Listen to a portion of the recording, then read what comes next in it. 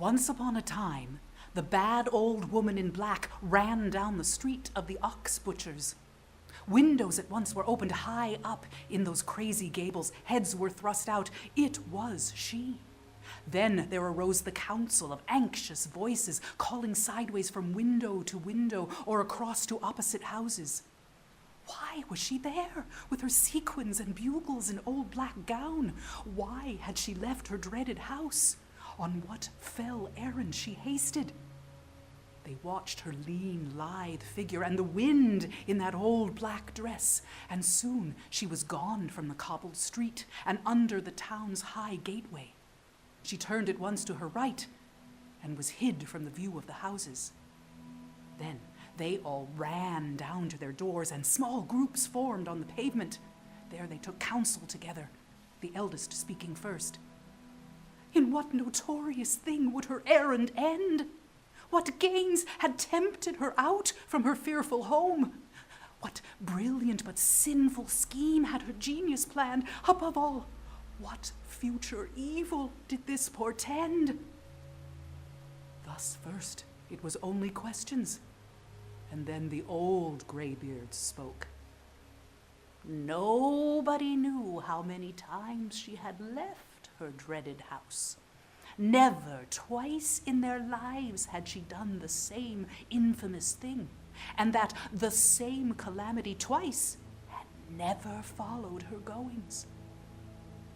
Therefore it seemed that means were doubtful and few for finding out what thing was about to befall. And an ominous feeling of gloom came down on the street of the ox butchers, and in the gloom grew fears of the worst.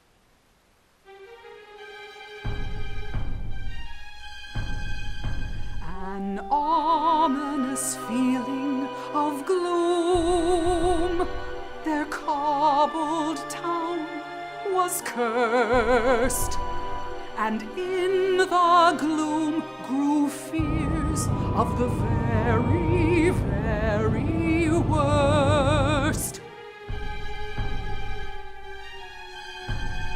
In what notorious thing would her errand end? What gains had tempted her out from her fearful home forfend? That old woman in black is back. The bad old woman in black. What evils near, they're hushed in fear of the bad old woman in black.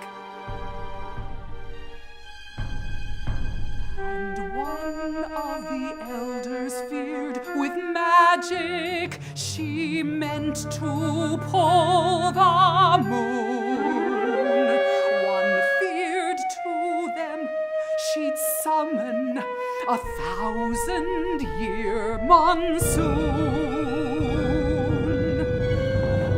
And one feared she'd murder with banshee screams, and all of them feared she'd torment their nights with terrible dreams. The bad old woman in black is back. The bad old woman in black. What evils near, they're hushed in fear of the bad old woman in black.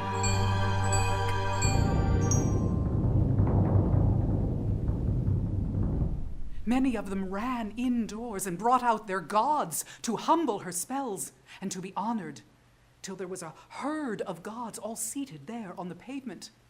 One brought out his household gods, the little cat-faced idols seated above his hearth.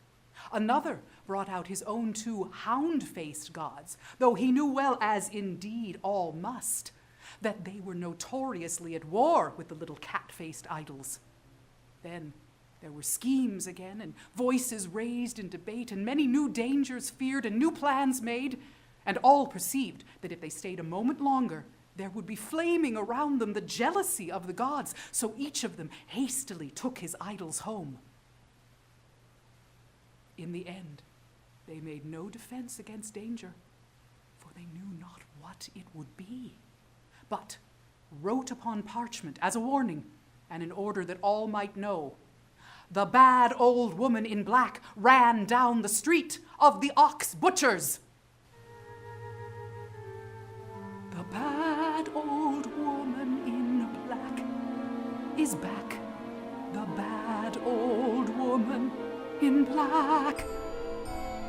What evils near? They're hushed in fear of the bad old woman in black.